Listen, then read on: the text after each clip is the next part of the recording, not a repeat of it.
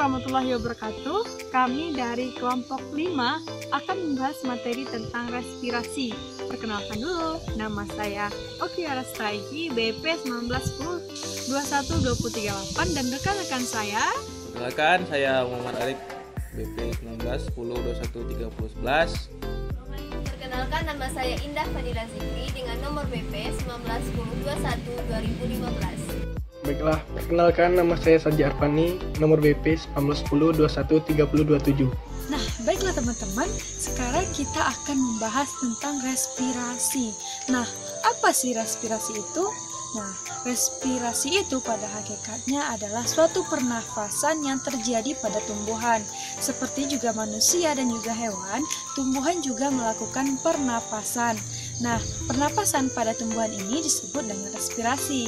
Nah, respirasi ini adalah proses biologis di mana diserapnya oksigen atau O2 melalui stomata, lentisil atau ujung akar oleh tumbuhan, kemudian dilakukan proses pembakaran.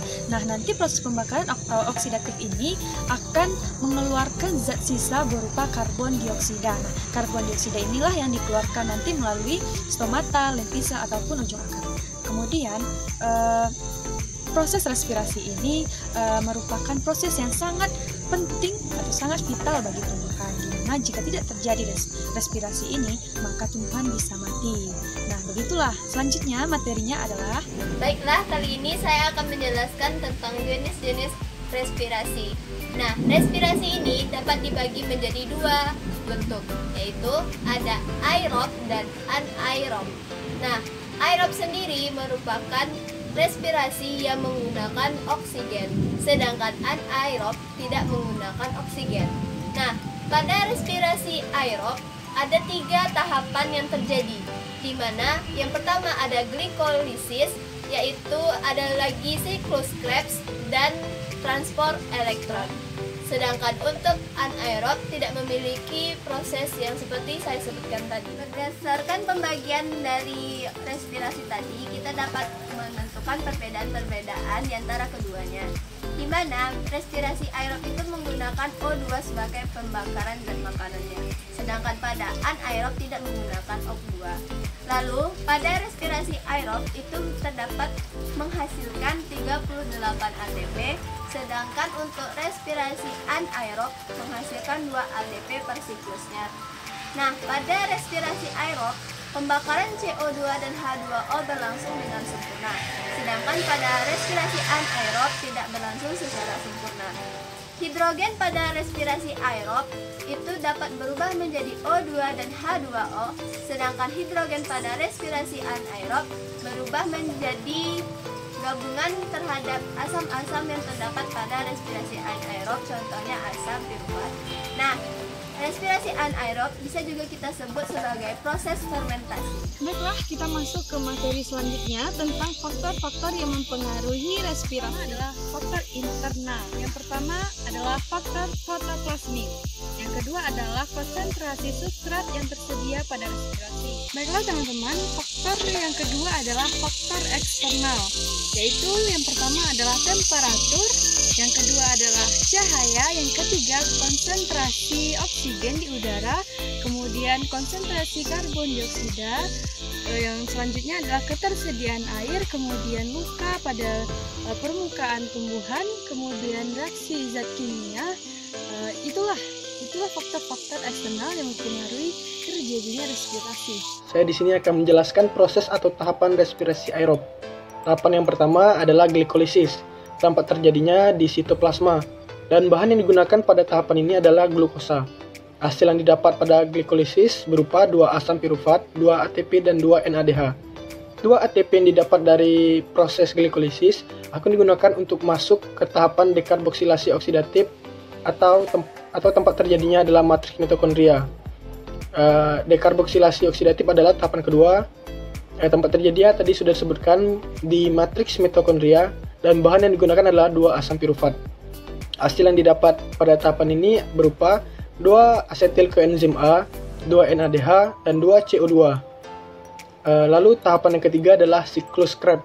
Tempat terjadinya pada matriks mitokondria, dan bahan yang digunakan berupa 2 asetil koenzim A, Dan hasil yang didapat berupa 6 NADH, 2 ATP, 2 FADH, dan 4 CO2. Lalu tahapan yang terakhir adalah transport elektron. Tempat terjadinya di krista mitokondria. Bahan yang digunakan adalah NADH sebanyak 3 ATP dan FADH sebanyak 2 ATP. Hasil yang didapat berupa 34 ATP dan H2O. Baiklah, saya akan melanjutkan proses atau tahapan pada respirasi anaerob. Tahapan yang pertama adalah tahapan glikolisis, di mana satu molekul glukosa atau C6 akan diurai menjadi asam pirufat dan NADH dan 2 ATP. Lalu tahapan yang kedua adalah pembentukan alkohol atau fermentasi alkohol, atau pembentukan asam laktat atau fermentasi asam laktat. Dan yang ketiga adalah aseptor elektron terakhir, bukan oksigen, tetapi senyawa yang digunakan seperti alkohol, asam laktat, dan energi atau ATP yang dihasilkan sebanyak 2 ATP. Saya akan menjelaskan sedikit tentang titrasi. Untuk pengertian titrasi adalah satu metode kimia untuk dapat menentukan konsentrasi satu larutan dengan cara mereaksikan sejumlah volume larutan itu terhadap sejumlah volume larutan lain yang konsentrasinya itu sudah diketahui. Larutan yang konsentrasinya itu sudah diketahui disebut dengan larutan baku. Larutan yang belum diketahui konsentrasinya ditambahkan beberapa titik indikator.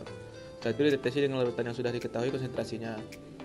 Titik akhir titrasi ialah tepat pada saat terjadi sebuah perubahan warna indikator. Titrasi yang melibatkan reaksi asam serta basa disebut dengan titrasi asam basa. Terdapat dua jenis titrasi asam basa, yaitu asidimetri atau penentuan konsentrasi larutan basa dengan menggunakan larutan baku asam, serta juga kalimetri, penentuan konsentrasi larutan asam dengan menggunakan larutan baku basa. Adapun jenis titrasi, yaitu pertama titrasi redoks. Sesuai dengan namanya, titrasi redoks ini merupakan jenis titrasi dengan reaksi redoks. Secara umum terdapat 3 macam reaksi redoks. Pertama titrasi iodometri, 2 titrasi iodimetri, ketiga titrasi permanganometri.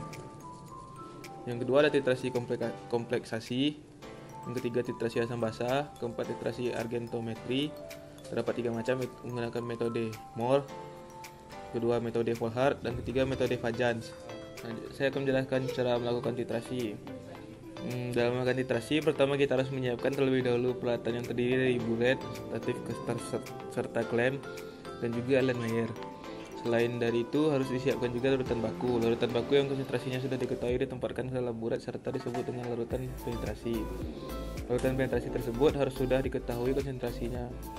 Larutan yang akan ditentukan konsentrasi tersebut ditempatkan dalam lembu titrasi dan disebut dengan larutan yang dititrasi. Volume larutan yang akan dititrasi tersebut harus sudah diketahui. Selanjutnya, ke dalam larutan yang akan dititrasi tersebut diteteskan indikator asam basa. Penempatan larutan ke dalam bulet serta juga lembu titrasi boleh ditukar. Larutan baku tersebut boleh dijadikan larutan penetrasi dan boleh juga dijadikan larutan yang akan dititrasi. Baiklah, sekian paparan materi yang dapat kami sampaikan. Terima kasih. Wassalamualaikum warahmatullahi wabarakatuh.